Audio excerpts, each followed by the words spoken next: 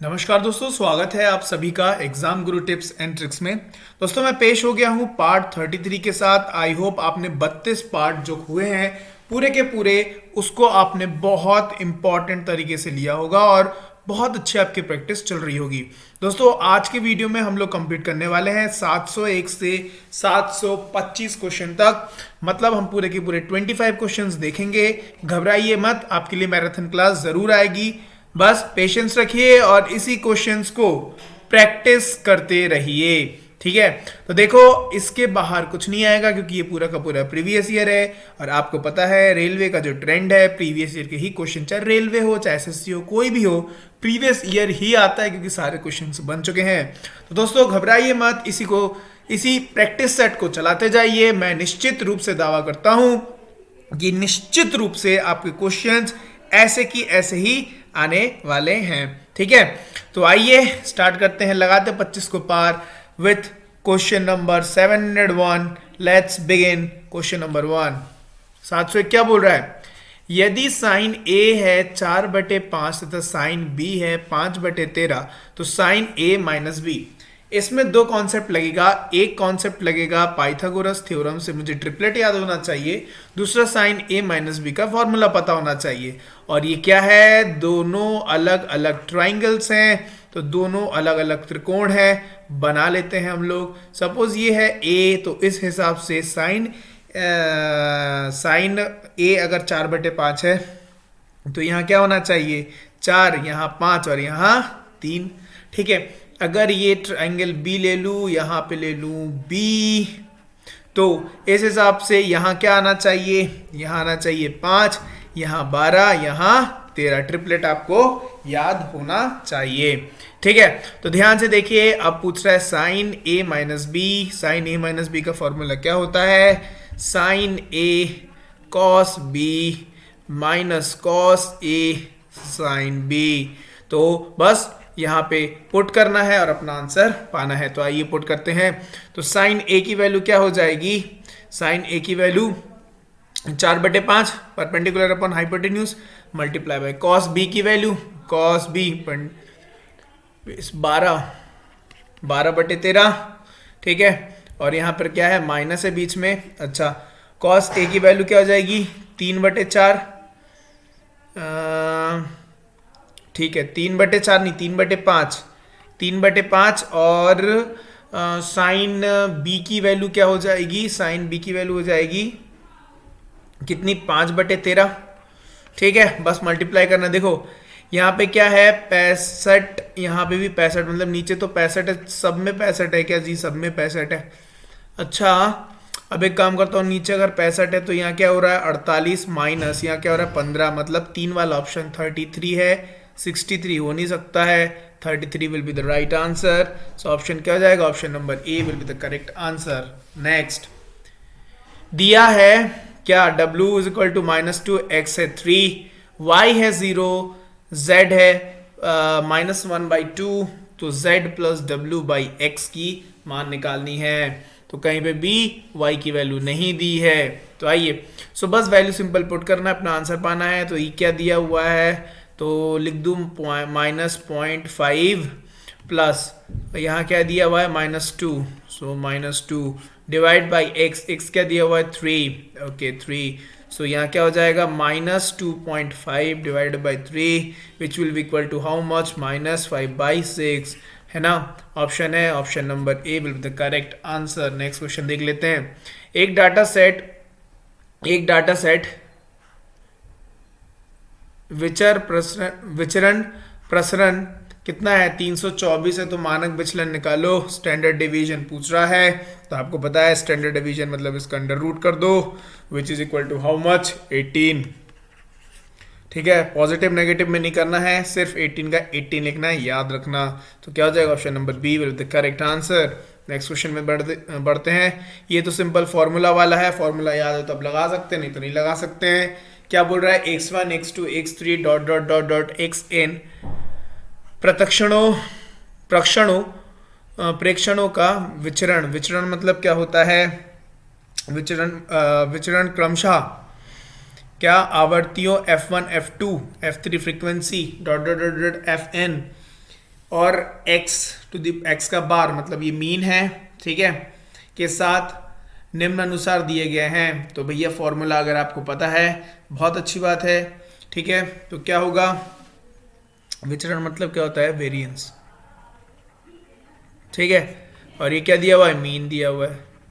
तो क्या हो जाएगा, ऑप्शन नंबर सी हो जाएगा, फॉर्मूला ही होता है। अच्छा ये वन नहीं है ना, ये है, सॉरी, अच्छा ये जो है ना वन, ये वन इधर है, ये एफ आई है, राइट, और ये भी एफ आई है, और बाकी फॉर्मूला ठीक है। तो option number C will be the correct answer for the next question में। बस ये आपको फॉर्मूला पता होना चाहिए, दैट्स ऑल। इस क्वेश्चन में और कुछ नहीं। देखो, छवि 550 रुपए में 6% की साधारण ब्याज की वार्षिक दर पर उधार लेती है। 4 वर्ष बाद उसे कितना धनराशि देना पड़ेगा, with the rate of how much, 6%, और ईयर टाइम क्या दिया, 4, मतलब 4 छक्के 24, क्योंकि साधारण ब्याज वाला केस, मतलब इस बार जब वो पैसा लौटाएगी, उसने सब 100 लिया था, अब वो देगी कितने में, 124 में, ठीक है। क्यों, क्योंकि 4 इंटू 6, 6 इंटू 4 24, मतलब एक्स्ट्रा होगा। अब देखो तो ये काटा पीटी करके कितना हो रहा है, ये हुआ तो 25 बार, और ये हुआ तो कितना गया, 6 और जो ना, 4 छक्के 24, 6 और मतलब ये 31 है ना। ये आ गई किसकी वैल्यू, 31। अच्छा अब देखो इसी की वैल्यू कितनी दी हुई है, 550। अगर इसकी वैल्यू 550 देगी, इसका मतलब 20 बार और 22 बार मल्टीप्लाई बाई 22 है, तो इसको भी मैं क्या कर दूं, मल्टीप्लाई बाई 22। आंसर मेरा क्या आ जाएगा, 682, ऑप्शन नंबर। नेक्स्ट, अंकुल एक बस 15% की हानि पर 15,300 रुपए में बेचता है। बड़ा सस्ता बस है यार, चलिए कोई बात नहीं। उसे 15% लाभ पाने के लिए बस को किस कीमत पर बेचना चाहिए। देखो 15% हानि मतलब 85 की वैल्यू क्या है, 15,300, तो एक की वैल्यू क्या हो जाएगी, 15,300 डिवाइडेड बाई 85। किसकी पूछ रहा है, 15% लाभ में, मतलब 115 से मल्टीप्लाई कर दूं, आंसर आ जाएगा। तो ये आ गया 17, ये आ गया 23। अब देखो ये कितनी बार जा रहा है, 9 बार, राइट। 900 मल्टीप्लाई बाई, अच्छा 9 इंटू 3 7, 7 वाला ऑप्शन कौन सा है, देखो एक ही है ना, लगा दो आंसर, सॉल्व करने की पूरी जरूरत नहीं है। नेक्स्ट, स्नेहा एक स्थान से चलकर उसी स्थान पर राइडिंग करते हुए वापस आने में 9 घंटे 25 मिनट का समय लगाती है। मतलब चलकर गया, फुट से गया और राइडिंग करके आया, कितना टाइम लगाया, 9 घंटे 25 मिनट। वह चलते हुए दोनों रास्ते में 11 घंटे मिनट में तय कर सकते हैं। 11 घंटे 20 मिनट, तो दोनों तरफ फुट प्लस फुट कितना, 11 घंटे 20 मिनट, ओके। उसे राइडिंग करते हुए दोनों ओर का रास्ता तय करने में लगने वाला समय, मतलब राइडिंग प्लस राइडिंग पूछ रहा है। तो क्या करूं मैं, यहाँ पर अगर मल्टीप्लाई बाई 2 कर दूं तो 2 इंटू फुट और 2 इंटू राइडिंग, राइडिंग का ये 2 इंटू 2 तो ये हो गया, तो 2 इंटू फुट, दोनों फुट की सम ये दी हुई है, माइनस कर दूंगा। तो इस केस में क्या हो जाएगा, 2, इसको क्या कर रहा हूँ, मल्टीप्लाई बाई 2 कर रहा हूँ, तो देखिए इसको लिखेंगे 2 into foot plus 2 into riding, which will be equal to 19, 18, 50, 18 घंटे 50 मिनट, है ना। अब देखो 2 फुट की वैल्यू तो दी हुई है कितनी, 11 20, तो यहाँ पे क्या कर दूं, 11 20 पुट कर दूं प्लस 2r और 18 50। r की वैल्यू पूछ रहा है, 2r की वैल्यू, है ना। तो बस इसको इस तरफ पहुंचाना है, आंसर पा जाना। तो कितना आ जाएगा, 7 घंटे 30 मिनट, ऑप्शन नंबर, ठीक है। बढ़ते हैं नेक्स्ट क्वेश्चन में। एक आयत जिसकी लंबाई 2 सेंटीमीटर और चौड़ाई 4 सेंटीमीटर के विकर्ण की लंबाई सेंटीमीटर में ज्ञात करिए। चले देखिए ये है सपोज, चलो ये कर लो या इसको उल्टा कर लो, कुछ भी लिख लो, यहाँ 2 लिख लो, यहाँ 4 लिख लो। विकर्ण की पूछ रहा है तो 2 4, अब यहाँ तो ये क्या होता है, मतलब ये क्या होगा, सपोज x है तो ये क्या होगा, x बराबर क्या होगा, अंडर रूट ऑफ 2 का स्क्वायर प्लस 4 का square, which will equal to how much, 4 और 16, सो 20 का अंडर रूट। 20 का अंडर रूट मतलब क्या, 4 बाहर निकालूंगा तो क्या हो जाएगा, 2 निकल जाएगा, और रूट 5, 2 रूट 5 आंसर में है क्या, 2 रूट 5, प्लस माइनस में नहीं होता, option number A will be the correct answer. Next question, निम्नलिखित सारणी 4 मोटर कारों के गति किलोमीटर पर घंटे और उनके द्वारा लिए गए समय को दर्शाती है। देखिए सुबह 7 से 8, 8 से 9, 9 से 10, 4 मोटर कार है। कौन कौन सी? वी, एच, टी और एस। ठीक है, 3-3 घंटे के, 1-1 घंटे के स्लॉट में 3 स्लॉट्स दिखाए गए हैं। ठीक, किस मोटर कार ने 3 घंटे में सबसे अधिक दूरी तय की? तो क्या करना है, इन सबको देखो ना, प्लस करके देख लो। ठीक है, तो प्लस करने से अच्छा क्या है, चलो प्लस ही करके देखते हैं, छोड़िए। तो कितना हो गया, ये 300, 315 हो गया। ठीक है, चलो इसका देख लेते हैं। 100, 300, 300 और 350, 340। तो उसके बाद इसका देख लेते हैं कितना हुआ, ये 250, 250, 300, 355 हुआ। ओके, और ये देख लेते हैं 260, 260 और मतलब ये भी हो गया 355, दोनों सेम है क्या? टी और एस करके option number D will be the correct answer. Next question की तरफ बढ़ते हैं। नेक्स्ट क्वेश्चन क्या बोल रहा है, ध्यान से देखिएगा। नेक्स्ट क्वेश्चन आपका बोल रहा है क्या कि निम्नलिखित सारणी वही है। क्वेश्चन क्या है, मोटर कार एच और टी के औसत गति के बीच का अंतर। एच और टी, पहले सम निकाल ले तो कितना आया था, एच का आया था 340 और टी का आया था 355। सो 340, सॉरी 340 कहाँ आया था ये? ये 330 था ना, तो गड़बड़ हो गया। चलिए कोई बात नहीं, आंसर में कोई दिक्कत नहीं हुई। 330 ना, तो 330 बटे 3, तो कितना हो गया इसका एवरेज, 110। अब इसका देख लेते हैं कितना हुआ, ये 250, 250, 300, 355, तो 355 डिवाइडेड बाई 3, तो कितना होगा 118.33। कितने की बढ़ोतरी हुई, कितने का डिफरेंस, 8.33 का। ठीक है, वही आंसर है, option number A will be the correct answer. Next, सुबह 7 से 10 बजे तक किस मोटर कार की गति धीरे धीरे कम हुई? क्या किसी, देखो 7 से लेके 10 बजे तक किसी की स्पीड कम हुई है क्या? यहाँ बढ़ी है तो बढ़ी है तो इकट, ये वाला देखो, ये वाली घटी है फिर बढ़ गई है, ये वाला भी कट, ये वाला बड़ा है तो कट, घटा है फिर बढ़ गया मतलब कट, कोई भी नहीं है। Option number D will be the correct answer, किसी में नहीं। पढ़ते नेक्स्ट क्वेश्चन में। देखो 350 रुपए को 1789 के अनुपात में विभाजित कीजिए तो रुपए उनके संबंधित अनुपात में। देखो यहाँ पे ऑप्शन नंबर डी देखो 8 है, 8 से कटने वाला एक है, ये 8 से देखो जो भी कटेगा वो क्या होगा, इवन नंबर होगा, एक ही आंसर इवन में लगा दो ये ऑप्शन। समझ में आ गया? ऐसे ही ढूंढना है आपको, देखना है और समझना है, सॉल्व करने मत बैठ जाइएगा। नेक्स्ट क्वेश्चन क्या बोल रहा है, 3 मिनट 40 सेकंड में फैक्स बिल 15 रुपए है। 3 मिनट 40 सेकंड, 2 मिनट 10 सेकंड का बिल क्या होगा? 3 मिनट 40 सेकंड मतलब देखो, मतलब 3 6 18, 18 और 40, 220 सेकंड की कीमत की कितनी कीमत है, 15 रुपए। तो 1 सेकंड की कीमत कितनी है, इतनी रुपए। ठीक है, अब वो बोल रहा है क्या 2 मिनट 20 सेकंड, मतलब 2 मिनट मतलब 60 60 110, सॉरी 120 और 130 की पूछ रहा है। फाइन, तो 0 से 0 गया, जब काटा पीटी करोगे तो आएगा 8.86 which will be equal to 8.9। Option number क्या हो जाएगा, option number B will the correct answer. Next, दो संख्याओं का गुणनफल 3276 है तथा एलसीएम क्या है, 63 है, तो एचसीएफ पता करो। आपको पता है गुणनफल is equal to LCM multiply by HCF, पता है कि नहीं पता है? इसका मतलब देखो गुणनफल इज इक्वल टू ये है। ठीक, अब देखो कॉमन सेंस यूज करो, बस वही यूज करना है। अगर यहाँ पर 3 है, यूनिट डिजिट में 6 लेके आना है, ऑप्शन में क्या होना चाहिए भाई, देखो ऑप्शन में 4 है, तो 3 4 12 मतलब यहाँ पे तो 2 होगा, फिर नहीं होगा ये, मतलब ये ऑप्शन नहीं है।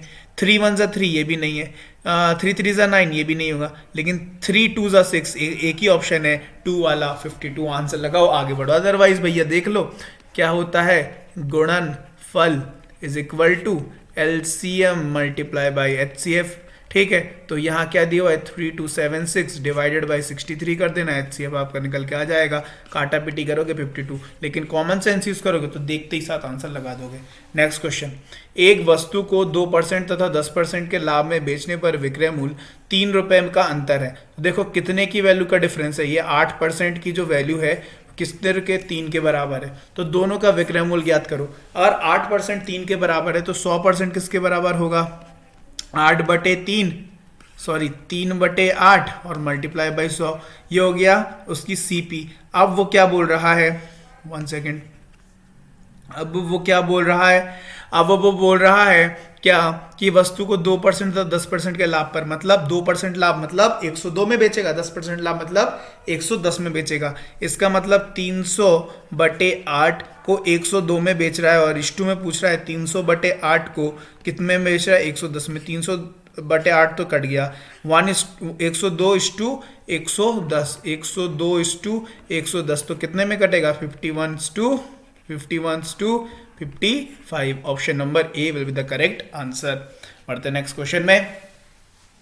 -3, 4, 0, 4, -2, -5, 1, 7, 10 और 5 के आंकड़ों का मध्य निकालने के लिए करूं, सबको जोड़ दूं और डिवाइड बाय जितने भी नंबर्स हैं उतने काउंट से मैं डिवाइड कर दूं। तो देखो 3 और 4 ये कट के हो गया, 1 हुआ, 1 और 4 5, 5 और यहाँ -5 ये सब कैंसिल, ठीक है। -2 रहा यहाँ पे, -2 और 1, अभी -1 में हम चल रहे हैं और ये हुआ 6, तो अभी 6 और 10 16, 16 और 5 21, 21 बटे देख लेते हैं कितने, 1 2 3 4 5 6 7 8 9 10, तो क्या हो जाएगा 2.1। Option number B will the correct answer. Next question. दो संख्याओं का अनुपात 3:8 तथा HCF क्या है, 17 है, तो उनका LCM निकालना है। देखो अभी इनका HCF क्या दिख रहा है आपको, 1 दिख रहा है, ठीक है, इससे बड़ा तो कुछ दिख नहीं रहा है। सो अगर 1 की वैल्यू 17 है तो सबसे पहले मैं नंबर निकाल लेता हूँ। 17 × 3 मतलब क्या होता है 51 और 17 8 जा 17 8 जा 17 8 जा कितना होता है, 136 होता है। तो मुझे दोनों नंबर मिल गए 51 और 76। इनका क्या निकालना है, LCM। अब ऑप्शन पकड़ो, देखो ऑप्शन में 408, क्या ये 408 बिल्कुल जाएगा, मल्टीप्लाई बाय कितना जाएगा, मल्टीप्लाई बाय 6 के 6 8 3 3 6 18, 3 मल्टीप्लाई बाय 3 करो तो देखो 408 जा रहा है क्या, 408 8 8 8 8 राइट चला गया। और ये जाने के लिए कितना करना पड़ेगा, मल्टीप्लाई बाय 8 40 और 8 408, बिल्कुल एलसीएम क्या हो गया 408। अंडरस्टूड दी कहानी, राइट। Next question. ओके, एक नियमित बहुभुज के प्रत्येक बाह्य कोण कितने हैं, बाहरी वाले कोण है 36, तो उसकी भुजाएं की संख्या आपको पता है 360 divided by n, N if suppose n is number of sides of polygon, ठीक है, ऑफ पॉलीगॉन अगर n है तो आपको पता है ये किसके बराबर होता है, भागकोण, जो की वैल्यू दी है 36 की। तो n की क्या हो जाएगी 360/36 विच विल इक्वल टू 10। तो कितनी भुजाएं वाला होगा ये 10, राइट। नेक्स्ट, एक पतंग का घूर्णन समरूपता मतलब क्या होता है, देखो ये मतलब होता है कि रोटेशनल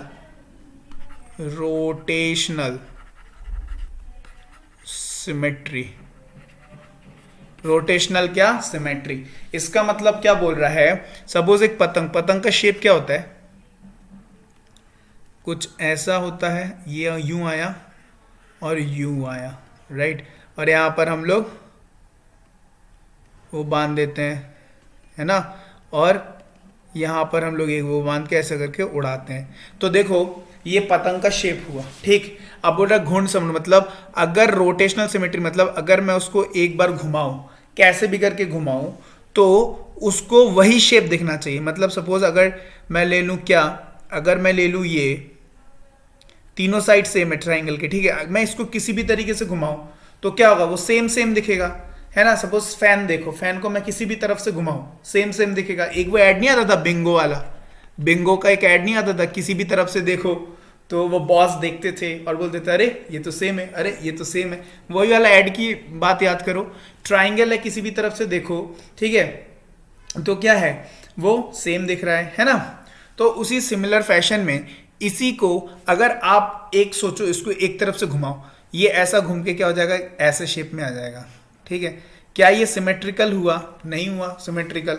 अच्छा, फिर ये नीचे करो तो ये कुछ ऐसा हो जाएगा, क्या ये सिमेट्रिकल हुआ, क्या ये सिमेट्रिकल हुआ, मतलब इसी शेप में नहीं हुआ, मतलब वैसा का वैसा नहीं दिख रहा है ना, ये अलग अलग दिख रहा है ना शेप, सिमेट्रिकल नहीं, वैसा का वैसा ही दिख रहा है ना। तो इसका मतलब अगर वैसा का वैसा दिख रहा है, इसका मतलब सिर्फ इसका कितने होंगे, एक ही घूर्णी होगी, ठीक है, मतलब 1 होगा इसका आंसर। तो क्या हो जाएगा, option number C will be the correct answer.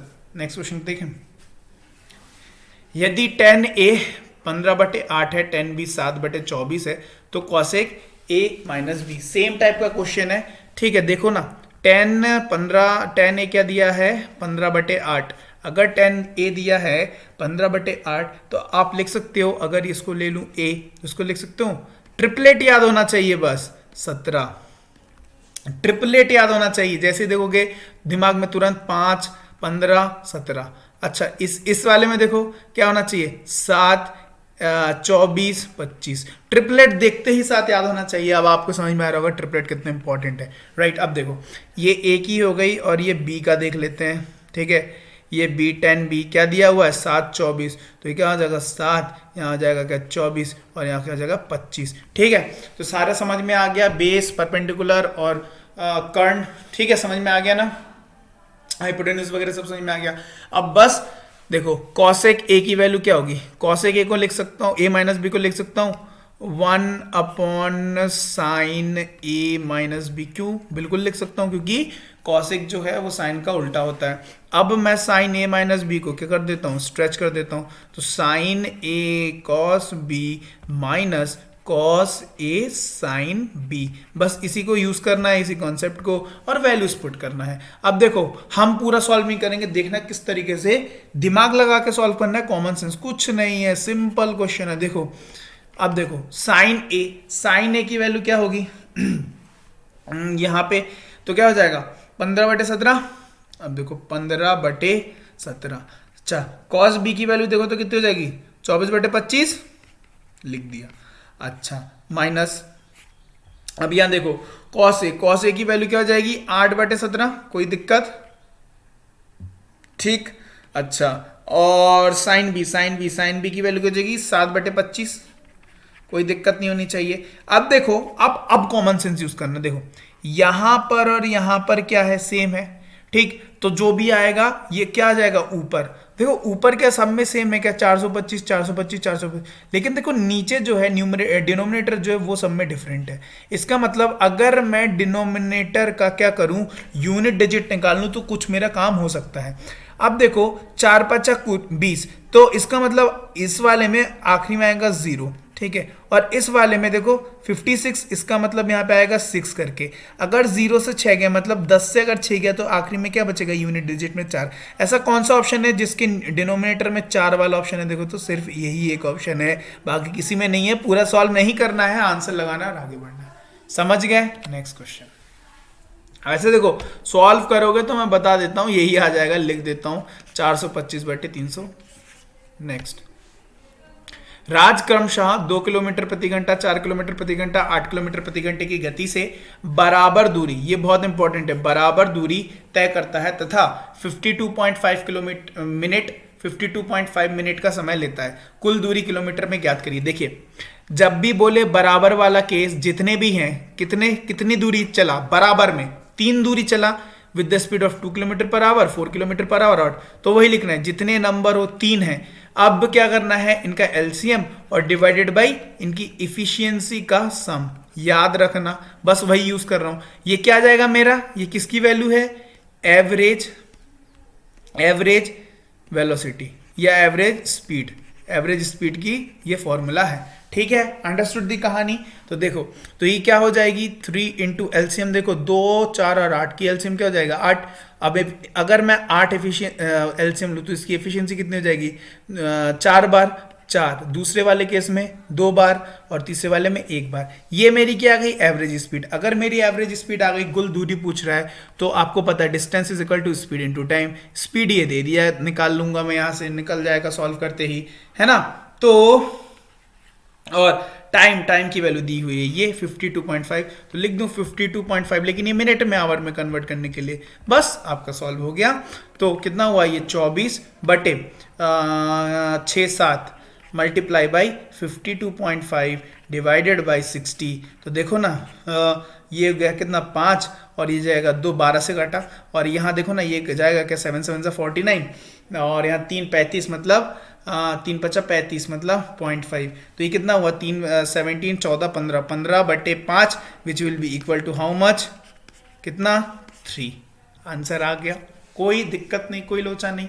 Next, एक दुकानदार फल खरीदने और बेचने में कम तोल का उपयोग करके 7% का धोखा देता है, तो उसका कुल, तो भैया क्या निकालना है, 7%, 7 7 49, 2 की वैल्यू, क्योंकि दो बार का है ना, कम तोलने का यूज कर रहा है, बेचने में भी वो कर रहा है, ठीक।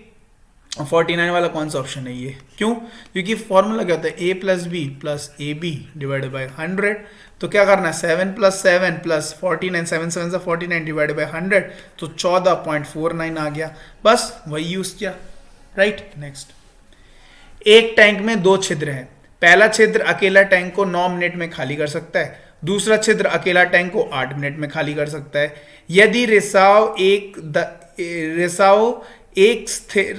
एक स्थिर दर से हो रहा हो तो दोनों छिद्र के द्वारा टैंक कितने दिन में खाली किया जाएगा। देखो सबसे पहले ए एक टैंक है, ए एक क्या है, एक छिद्र है जो पूरे टैंक को 9 मिनट में खाली कर सकता है, इसलिए मैं -9 लिख रहा हूं, ठीक है, किसी को तो कोई दिक्कत नहीं होनी चाहिए, है ना।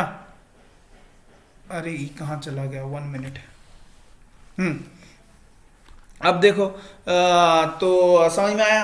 अब देखो उसी सेम तरीके से बी एक वो है छिद्र है जो कितने देर में खाली कर सकता है, 8 मिनट में, माइनस लिखते हैं, इनका एलसीएम ले लेता हूं मैं, तो क्या हो जाएगा, इनकी अपोजिट हो जाएगी क्या, एफिशिएंसी, तो ये क्या हो जाएगा 72, एफिशिएंसी उल्टी हो जाएगी, तो इसकी एफिशिएंसी हो जाएगी 8 -8 और इसकी हो जाएगी -9, दोनों को जोड़ दो क्योंकि दोनों अब क्या करेंगे, एक साथ काम करेंगे, तो कितना हो गया, ये 17 हो गया, मतलब 72/17 की स्पीड से टैंक खाली हो जाएगी, ठीक है। तो कितना हो जाएगा ये 34 68 मतलब 4 बार जाएगा तो 68 और 68 चला गया तो 8 4/17, क्या ये ऑप्शन है 4/17, option number D will be the correct answer. समझ में आ गया। नेक्स्ट बढ़ते हैं। रजनीश क्रमशः 6 किलोमीटर प्रति घंटा, 4 किलोमीटर प्रति घंटा, 8 किलोमीटर प्रति घंटे के चाल से बराबर दूरी तय करता है, तो कुल 52.5 मिनट का समय लेता है, तो कुल दूरी भैया लो, वही क्वेश्चन रिपीट हो गया। तो देखो ना कैसे किया था, याद करो, वापस से बता देते हैं। तो सबसे पहले एवरेज स्पीड निकाल लेते, कैसे निकालेंगे, कितने वाला केस है, बराबर दूरी वाला, 3 इंटू एलसीएम, इनका एलसीएम कितना होगा, 8 8 16 3 8 24 होगा एलसीएम। उनकी एफिशिएंसी अगर 24 हुआ तो 4 छक्के 24, उसके बाद 4 छक्के 24, ठीक, उसके बाद 8 3 अट्ठे 24, ठीक है, तो 3 एफिशिएंसी 10 13 और मल्टीप्लाई बाई अच्छा ये तो स्पीड हो गया, पहले ये निकाल लूं, तो 3 इंटू 24 डिवाइडेड बाई 10 13। अब ये क्या निकाल रहा हूं, डिस्टेंस निकाल रहा हूं, कुल दूरी निकाल रहा हूं, तो डिस्टेंस इज इक्वल टू क्या, स्पीड हो गया, और इंटू टाइम क्या है 32.5 डिवाइडेड बाई 60 आवर में कन्वर्ट करने के लिए। तो देखो ये कितना हुआ, ये हुआ 72 मतलब कितने सा 5 6 और ये क्या 5, ठीक है, 6/5। अब देखो ये क्या हुआ, 2.5 गुना हुआ। अब ये देखो तो कितना हुआ, 6 के 6 12 और आधा मतलब 15/3, ये भी कहानी आई 3 kilometre. Option number D will be the correct answer. बढ़ते हैं आज के लास्ट क्वेश्चन की तरफ। क्या कह रहा है, cot x बराबर अगर 5/12 हो, ठीक है, तो sin x plus cos x निकालो। तो आओ बस वो क्या बनाना है, ट्रिपलेट याद रखना है। तो क्या होगा, cot x मतलब ये क्या है, sin का उल्टा है, अगर sin का उल्टा है तो ये क्या हो जाएगा 12, ये हो जाएगा 13 और ये हो जाएगा क्या 5। तो देखो अगर cot x की वैल्यू ये है तो sin x क्या हो जाएगा, परपेंडिकुलर हाइपोटेन्यूज प्लस और क्या हो जाएगा कॉस बेस और हाइपोटेन्यूज, तो क्या हो जाएगा 17/13। मेरा आंसर निकल के आ जाएगा। तो कौन सा ऑप्शन होगा 17/13, option number D will be the correct answer. तो दोस्तों ये थे 25 क्वेश्चंस। आई होप आपको पसंद आया होगा। अगर आपको कोई भी दिक्कत हो तो कमेंट सेक्शन में कमेंट कर सकते हो, चाहे इससे हो चाहे किसी भी चीज़ से हो, कमेंट सेक्शन में कमेंट करो, मैं आपके कमेंट्स देखता हूँ, भले उसका रिप्लाई नहीं कर पाता हूँ लेकिन कमेंट्स देखता हूँ। अभी आप लोग बोल रहे हैं कि क्वेश्चंस बढ़ाओ, भाई बढ़ा देंगे, टेंशन मत लो, बढ़ा देंगे, मैराथन क्लास चलाने वाले हैं, टेंशन मत लो आप लोग, ठीक है।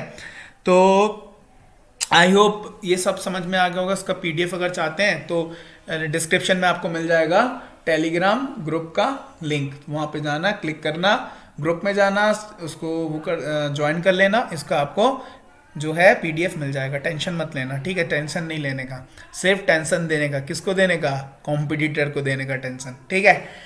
तो इस वीडियो को दोस्तों के साथ शेयर करो, लार्ज नंबर में शेयर करो, जिससे उन लोगों का फायदा हो जिन लोगों को ये क्वेश्चंस नहीं आते हैं, ऐसे टाइप के क्वेश्चंस नहीं आते हैं, जिनको पैटर्न ही नहीं पता किस टाइप के आपसे क्वेश्चंस पूछे जाने वाले हैं। ठीक है, तो वीडियो पसंद आया तो लाइक करना, दोस्तों के साथ शेयर करना, और इस चैनल को सब्सक्राइब नहीं किया है तो जल्दी से exam Guru tips and tricks को साइन कर लेना, क्योंकि मैं रोजाना वीडियोस आपके लिए ये तो पता ही है ला रहा था और लाता भी रहूंगा। 30 से ज़्यादा वीडियो हो चुके हैं। ठीक है, आज 33 भी हो गया, तो बढ़िया चल ही रहा है आपके लिए सब कुछ। ठीक है, तो फिर मिलते हैं आपसे नेक्स्ट वीडियो में, तब तक के लिए bye bye and have a nice day.